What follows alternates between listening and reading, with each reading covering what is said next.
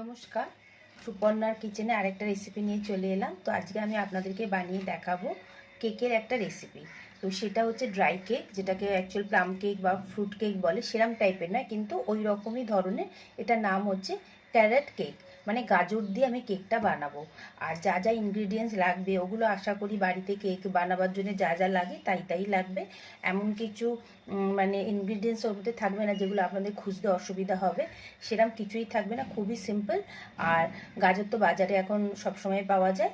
তো চলুন কি কি লাগছে আমি প্রত্যেকটা জিনিস আপনাদের দেখিয়ে দিচ্ছি, আর কিভাবে আপনারা খুব সহজেই এই গাজর কেকটা বাড়িতে বানাতে পারবেন সেটাও দেখে নেবেন। আর প্লিজ ভিডিওটা স্কিপ করবেন না, ভিডিওটা লাইক কমেন্ট সাবস্ক্রাইব করবেন। আগে ইউটিউব থেকে দেখছেন তো অবশ্যই সাবস্ক্রাইব করবেন, আবার আবার ফেসবুক পেজ থেকে যদি দেখছেন তাহলে সেটাকে পেজটাকে ফলো করবেন, লাইক করবেন, কমেন্ট করবেন। তো চলুন এখন আমি গাজর কেক বা ক্যারেট কেক যেটাই বলবেন সেটা রেডি করছি। কেকটা বানাতে আমাদের দুটো ডিম লাগছে, এই একটা আর একটা।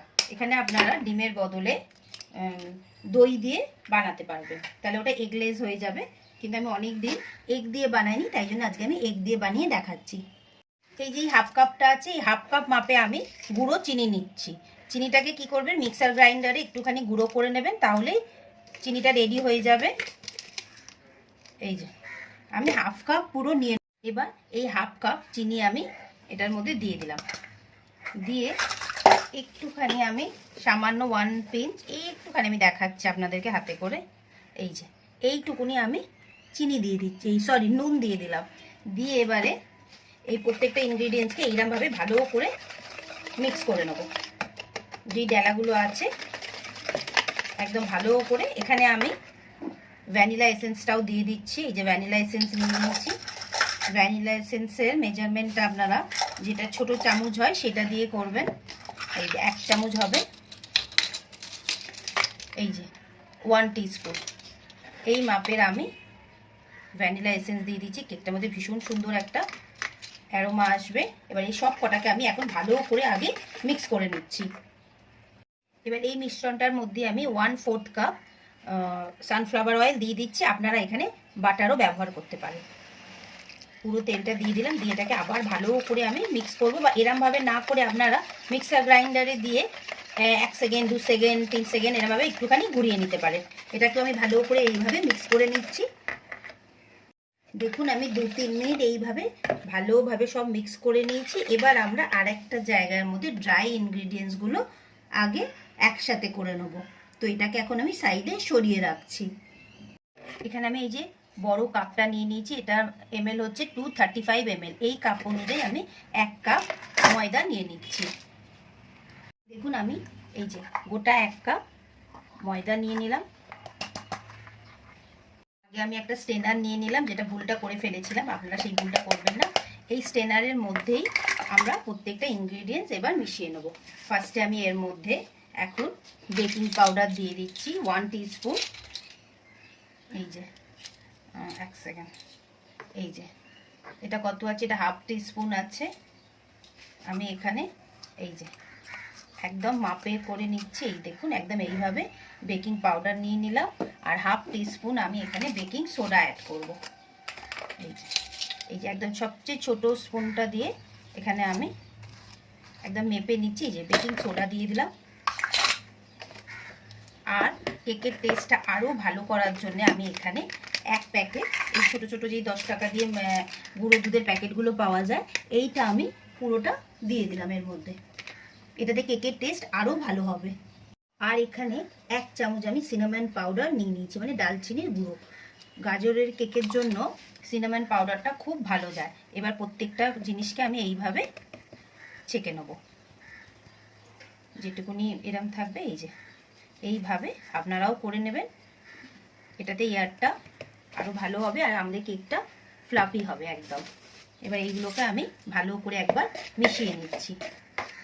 এবার এখানে আমি যে গাজরটা আমি দেখাচ্ছি আপনাদেরকে, এই যে এই গাজরটা এখানে আমি একদম এইভাবে কেটে নিয়েছি, মিহি করে কেটে নিয়েছি। এখন আমি এইটার মধ্যে এই গাজরটা 1 কাপ মাপ আছে, মাপটা আর আমি দেখালাম না আপনাদেরকে, মানে 1 কাপ মাপে আমি গাজরটা দিয়েছি।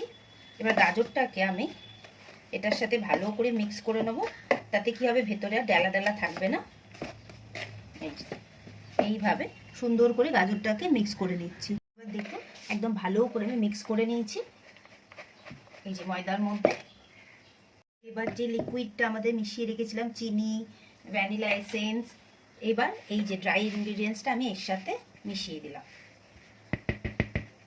আর এখানে আমি অল্প একটু বাদাম আর একটু আখরোট, এটা খুব ম্যাচ যায় ড্রাই কেকের সাথে, তো এটাকেও আমি দিয়ে দিলাম।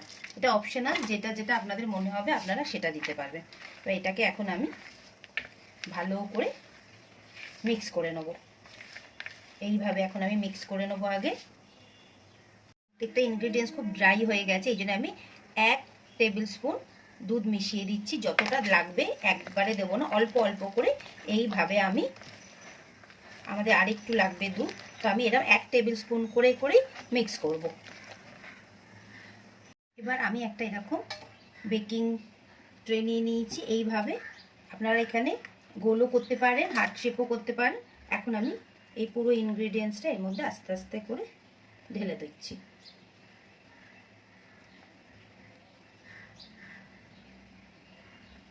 পুরোটাই ঢেলে দিচ্ছি। এবার দেখুন আমি এটাকে এইভাবে ঢেলে দিলাম। আর আমি গ্যাসের ওখানে বেক করার জন্য জায়গাটা প্রিহিট করতে রেখে দিয়েছি। এটা এখন অন্তত আমাদের 45 মিনিটের ওপর এটা বেক করতে লাগবে। তার থেকে যদি একটু বেশি সময় লাগে কোনো অসুবিধা নেই। তো দেখুন এই যে আমি দেখাচ্ছি আপনাদের সামনে দিয়ে। তো চলুন এটাকে এখন বেক করার জন্য দিয়ে দিই। এই যে দেখুন আমি কড়ার মধ্যে বেক করতে বসিয়ে দিয়েছিলাম। কড়াটা 10 মিনিট প্রিহিট করে রেখেছিলাম। এবার আমি কেকটা এখানে বসিয়ে দিয়েছি। আর এখানে একটা বড় মতো সরা এর ওপর আমি চাপা দিয়ে দিলাম। আর কিন্তু এটা এখন একদম সিম থাকবে। আর 45 মিনিটের ওপর একটু লাগবে, 5-10 মিনিট বেশি লাগতে পারে, কোনো অসুবিধা নেই। এইভাবেই আমি এখন 40 মিনিট রেখে দেবো। তারপরে মাঝে একবার দেখে নেবো আমাদের কতটা কেকটা ফুলছে, তখন অবশ্যই আমি আপনাদেরকে দেখাবো। তো 40 মিনিট তো হয়ে গেল। এখন একবার আমি কেকটা জাস্ট দেখি যে পুরোটা বেক ভালো মতো হয়েছে কিনা, না হলে আবার 5-10 মিনিট আমি রেখে দেবো। দেখুন দেখে তো মনেই হচ্ছে। আমি এরকম একটা টুথপিক টাইপের নিয়ে নিয়েছি, নিয়ে জাস্ট আপনাদের সামনে দেখাচ্ছি। দেখুন কিচ্ছু নেই কাটিতে, মানে একদম ভালো করে আমাদের কেকটা বেক হয়ে গেছে। তো এখন এটাকে আমি ঢাকা দিয়ে দিচ্ছি আর গ্যাসটা বন্ধ করে দিলাম। তো এখন এটাকে একদম আমরা আগে ঠান্ডা করে নেব, তারপরে এটাকে আমি ভালো করে ডেকোরেশন করব। আমাদের কেকটা পুরোটা ঠান্ডা হয়ে যাবে, তারপরে আমি কিভাবে এটাকে ডেকোরেশন করব সেটা দেখাবো। এখন কেকটাকে, যেহেতু কেকটা গরম আছে, এটাকে এখন ধরবো না, কিছুই করব না। 1 ঘন্টা মতো টাইম দেবো এটাকে ঠান্ডা হওয়ার জন্যে। তারপরে আমি কিভাবে এটাকে ডেকোরেশন করব, গাজর কেক বা ক্যারেট কেক যেটাই বলবেন, সেটা তখন আমি আবার দেখাচ্ছি। কেকটা একদমই রেডি হয়ে গেছে আর পুরো ঠান্ডা হয়ে গেছে। তো এখন আমি এর ওপরে একটা গ্লেজ দেবো, লেমন গ্লেজ। তো তাতে আরও টেস্টটা বেড়ে যাবে। তো আগে আমরা এখন লেমন গ্লেজটা রেডি করে নিচ্ছি। তার জন্য আমি একটা বাটি আগে নিয়ে নিয়েছি। আর এখানে যেই আইসিং সুগারটা, মানে যে গুঁড়ো করা চিনিটা ছিল, সেটাও পুরোটা আমি এর মধ্যে নিয়ে নিলাম। এটাকে নেওয়ার পরে আমি আবার আরেকটাই ভুল করে দিলাম সেম। এটাকে আমাদের স্ট্রেনার দিয়ে ছেঁকে নিতে হবে। তো আমি আইসিং সুগারটা এখন এর মধ্যে আবার ঢেলে দিচ্ছি। আপনারা ঠিক এইভাবেই করবেন, তাহলে কী হবে, ডালা থাকলে ঠিক মতো স্মুথভাবে আমাদের গ্লেজটা রেডি হবে না। এটাকে আমি এইভাবে ঢেলে দিলাম। এই দেখুন আবার পড়ে গেছিল।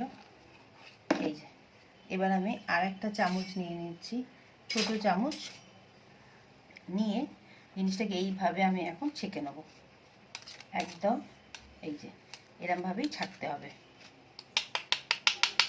এইভাবে আমি এখন ছেঁকে নিচ্ছি। ছেঁকে নিলাম। দেখুন এই চিনি ছোটো ছোটো এই ভাগগুলো থাকলো, এগুলো আমরা আর নেব না। এখন আমি এর মধ্যে লেবুর রস দিয়ে দেবো। ভাববেন না যে তাতে কেকটা টক হবে, হবে না, তাতে আরও টেস্টটা বেড়ে যাবে। অল্প অল্প করে দেবো। আর একটা দিয়ে দেবো, দিয়ে নিয়ে নিলাম। নিয়ে একটা আমি ছোট চামচ নিয়ে নিলাম, নিয়ে এটাকে ভালো করে মিক্স করে দিলাম। এই যে এরকম। এর ওপর আমি একটুখানি সিনামনের গুঁড়ো দিয়ে দেবো, এই যে পিঞ্চ অফ সিনামনস নিয়ে নিলাম।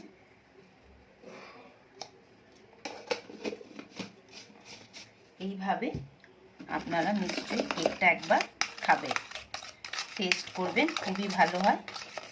এই যে এইভাবে আমি গ্লেজটা তৈরি করে নিলাম। এইবার আমি কেকের সাইডটা একটুখানি এইভাবে কেটে নিচ্ছি। এবার আমি এই যে কেকটা আস্তে করে বার করে নেব। কেকের গন্ধটা এত ভালো লাগছে, ফ্রেশ লাগছে। এই দেখুন পেছনের বাটার পেপারটাকে আমি উঠিয়ে দিলাম, দিয়ে এবার আগে আমি এখানটা একটুখানি এটাকে রাখছি। এইবার আমি এর ওপরে এই যে গ্লেজটা রেডি করেছি, এই গ্লেজটা পুরো আমি লাগিয়ে দেবো। এইভাবে পুরো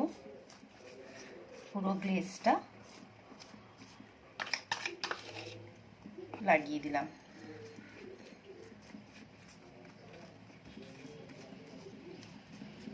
ক্যারট কেকে এটা লাগালে আরও টেস্টটা বেড়ে যায়। পুরোটাই আমি লাগিয়ে দিচ্ছি। আর যদি আপনাদের মনে হয় যে না এটা টক হয়ে যাবে, এটা কিন্তু টক হবে না, এটাতে আরও ফ্লেভারটা ভালো হবে। এবার এর ওপর থেকে আমি একটু গার্নিশ করার জন্যে এখানে আখরোট আমি এখানে চপ করে রেখে দিয়েছি, এটা জাস্ট ওপর থেকে একটু স্প্রিঙ্কল করে দেবো। এইভাবে আমি তো ভেতরে তো দিয়েওছি, এটাকে কাট করেও আমি আপনাদের দেখাবো। আগে এটাকে ভালো করে আমি আগে স্প্রিঙ্কলটা করে দিই। পুরোটাই আমি দিয়ে দিলাম। আমাদের ক্যারট কেক রেডি হয়ে গেছে। এটা কফির সাথে খেতে পারবেন, চায়ের সাথে খেতে পারবেন, খুবই টেস্টি লাগবে। তো এবার আমি আপনাদেরকে এটা কাট করে দেখাচ্ছি।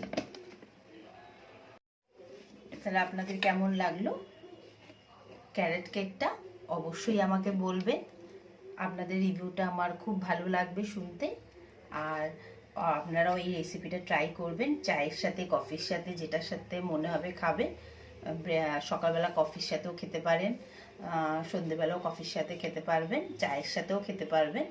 তো আপনারা এটা অবশ্যই রেসিপিটা ট্রাই করবেন আর আমাকে বলবেন এর টেস্টটা কেমন হয়েছে। আমি জানি এর টেস্টটা খুব সুন্দর। এর আগে আমি একটা জায়গায় খেয়েছিলাম এটা, তো সেখানে গিয়ে যখন খেয়েছিলাম তো আমি ভাবলাম রেসিপিটা করব তো করা হচ্ছিল না, সেই জন্য আজকে আমি করে ফেললাম। তো আপনারা অবশ্যই এটা ট্রাই করবেন। আর এটাকে এবার আমি এটাকে কেটে আপনাদের স্লাইসগুলো দেখাচ্ছি। কেকটা রেডি হয়ে গেল, দেখুন স্লাইস করে কেটে দিয়েছি, কেমন সুন্দর দেখতে হয়েছে। আপনারা অবশ্যই ভিডিওটা পুরোটা দেখবেন, স্কিপ করবেন না। আর ইউটিউব থেকে দেখলে তাহলে সাবস্ক্রাইব করবেন, কমেন্ট করবেন আর আমার পেজটাকে ফলো করবেন। দেখুন আমি তো এটা কফি দিয়ে খাচ্ছি, আপনারাও চা দিয়ে, কফি দিয়ে, যেটা দিয়ে ইচ্ছে খাওয়াতে পারবেন, মানে খেতে পারবেন, সরি। তো কেমন লাগলো রেসিপিটা অবশ্যই কমেন্ট করে বলবেন।